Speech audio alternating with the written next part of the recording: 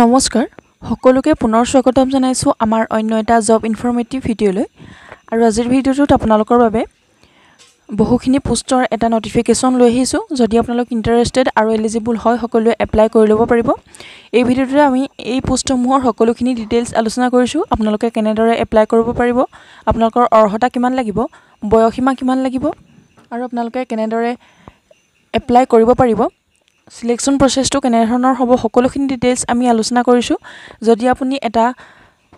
government জবৰ বাবে interested হয় তেনেহলে ভিডিঅটো শেষলৈকে চাই সকলোখিনি ডিটেইলছ জানি ল'ব পাৰিব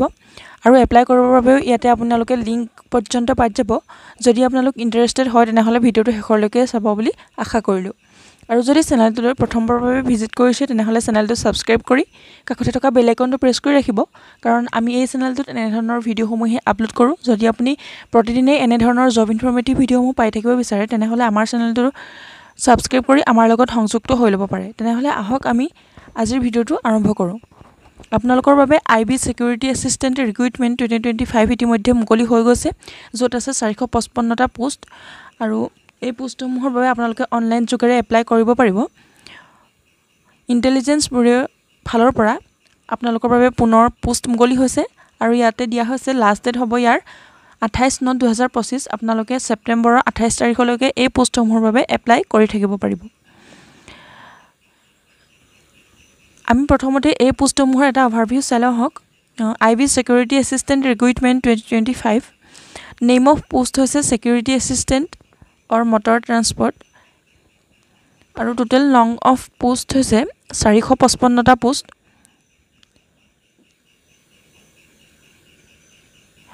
कैटेगरी वाइज वैकेंसी किनि ইয়াতে দিয়া হৈছে ইউআৰ कैटेगरी বাবে 219টা পোষ্ট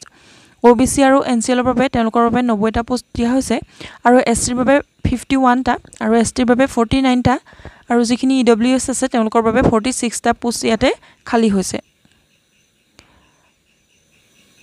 Name of organization দিয়া হৈছে Intelligence Bureau Ministry of Home Affairs Government of India এটো এটা গভৰ্ণমেণ্ট জব হয় যোনটো গভৰ্ণমেণ্ট অফ ইণ্ডিয়াই অৰ্গানাইজ কৰিছে আৰু ইয়াতে ক্লাসিফিকেশন অফ সাৰ্ভিস দিয়া হৈছে জেনাৰেল সেন্ট্ৰেল সাৰ্ভিস গ্ৰুপ সি আৰু ইয়াতে পে স্কেল আপোনালোকৰ ইয়াত কিমানকে স্যালাৰি আপোনালোকে লাভ কৰিব পাৰিব সকলোখিনি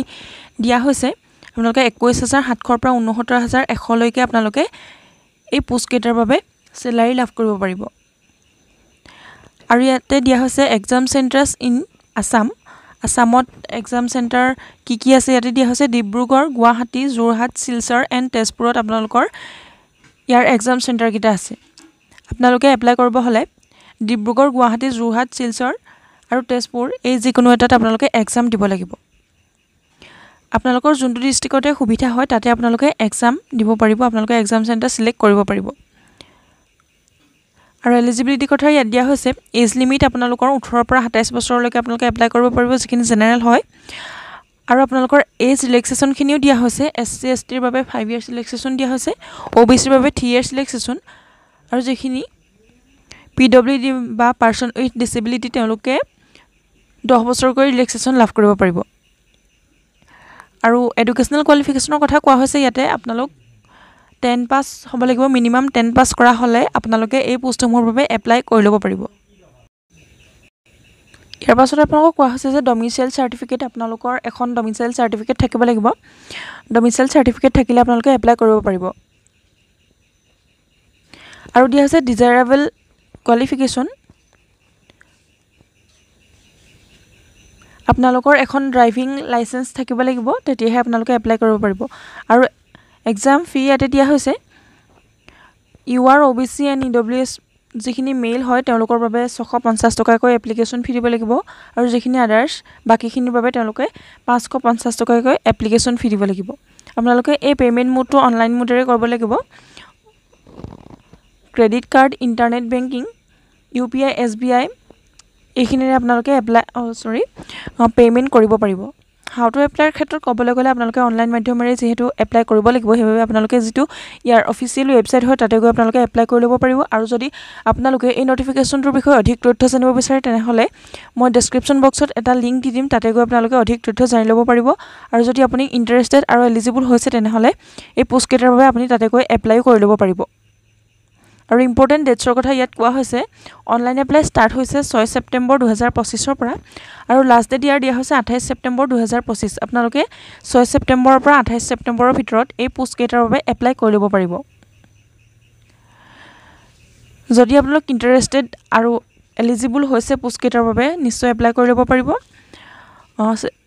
ডেছক্ৰিপশ্যন বক্সত লিংক এটা দিয়া হৈছে আপোনালোকে তাতে গৈ এপ্লাই কৰি ল'ব পাৰিব আৰু নটিফিকেশ্যনৰ বিষয়ে আপোনালোকে যিটো অফিচিয়েল নটিফিকেশ্যন হৈছে সেইটো চাই ল'ব পাৰিব আৰু ভিডিঅ'টো শেষলৈকে চাই থকাৰ বাবে বহুত বহুত ধন্যবাদ এনেধৰণৰ ভিডিঅ'সমূহ আগলৈও পাই থাকিবলৈ আপোনালোকে চেনেলটো ছাবস্ক্ৰাইব কৰি কাষতে থকা বেল আইকনটো প্ৰেছ কৰি ৰাখিব বুলি আশা কৰিলোঁ ধন্যবাদ